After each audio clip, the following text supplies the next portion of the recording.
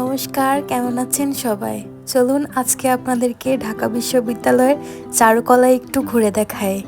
TSC থেকে শাহবাগ যাওয়ার পথে হাতের বাঁদিকেই হচ্ছে চারুকলা। চারুকলা কিন্তু কোনো ডিপার্টমেন্ট না, চারুকলা আসলে অনুষদ। এই অনুষদের আন্ডারে আসলে 8টা বিভাগ রয়েছে, যেগুলো আসলে ডিপার্টমেন্ট নামে পরিচিত। গেট দিয়ে ঢুকেই হাতের ডান দিকে শিল্পাচার্য জয়নুল আবেদিনের একটি স্থাপত্য রয়েছে। চারুকলার এই ভবনটা হচ্ছে সবচেয়ে সুন্দর ভবন। এটি আসলে 2 তলা বিশিষ্ট এবং এই ভবনে অনেকগুলো ডিপার্টমেন্ট রয়েছে। এই ভবনের 2য় তলায় একটি আর্ট গ্যালারিও রয়েছে, যেটি আসলে ঢাকা বিশ্ববিদ্যালয়ের সকল ছাত্রছাত্রীর জন্য উন্মুক্ত। যেহেতু পয়লা বৈশাখের আর বেশি দিন বাকি নেই, তাই এখানে নববর্ষের প্রস্তুতি শুরু হয়ে গেছে। শিক্ষার্থীরা আসলে বিভিন্ন ধরনের আর্ট, মাস্ক সব কিছু তৈরি করে এখানে বিক্রয় কেন্দ্রের মধ্যে বিক্রি করার জন্য রেখেছে। আসলে এটা সর্বসাধারণের জন্য উন্মুক্ত। আপনারা চাইলে এখান থেকে এগুলো কিনে মঙ্গল শোভাযাত্রায় অংশগ্রহণ করতে পারেন। জয়নুল আবেদিন গ্যালারির এক পাশে অনেক রং বেরঙের মুখোশ দিয়ে সাজানো। এখানে আসলে এই মুখোশগুলো বিক্রয়ের জন্যই রাখা হয়েছে।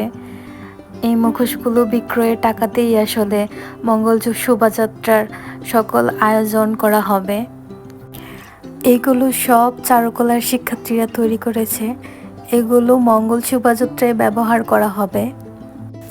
চারুকলার অন্য পাশে অনেকগুলো শিক্ষার্থী লাইভ পেন্টিং করে সেগুলো বিক্রি করার জন্য রেখেছিল। এবারের মঙ্গল শোভাযাত্রা অন্য বছরের তুলনায় একটি বেশি জাঁকজমকপূর্ণ।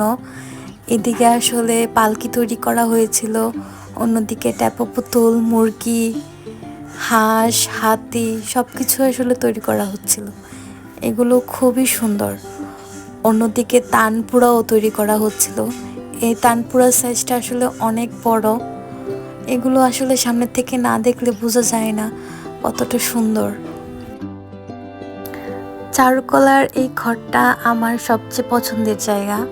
এই ঘরের দরজাগুলো খুবই ইউনিকভাবে কারুকাজ করা, আর এই ঘরের সামনে ছবি তুলতে আমার খুবই ভালো লাগে। এই ঘরটার পাশে রয়েছে আরও একটি টেরাকোটা তৈরির ঘর। এখানে মূলত টেরাকোটা শিল্পের সকল জিনিসপত্র রাখা হয় এবং এই ঘরের দেয়ালটাও আসলে টেরাকোটা চিত্রে অঙ্কন করা হয়েছে, যেটা দেখতে খুবই সুন্দর। আর এইদিকে ছিল বিশাল বিশাল পটচিত্র। এই পটচিত্রগুলো আসলে আমাদের গ্রামীণ সংস্কৃতিকে বহন করে। আর চারুকলার এই সময়টাতে আসলে সকলের জন্যই উন্মুক্ত থাকে। আপনারা চাইলে অবশ্যই একবার ঘুরে দেখে আসতে পারেন। আর নতুন নতুন ব্লগ পেতে আমার চ্যানেলটা অবশ্যই সাবস্ক্রাইব করে রাখবেন। দেখা হবে অন্য কোনো ভিডিওতে। ততদিন পর্যন্ত সবাই ভালো থাকবেন, সুস্থ থাকবেন। ধন্যবাদ।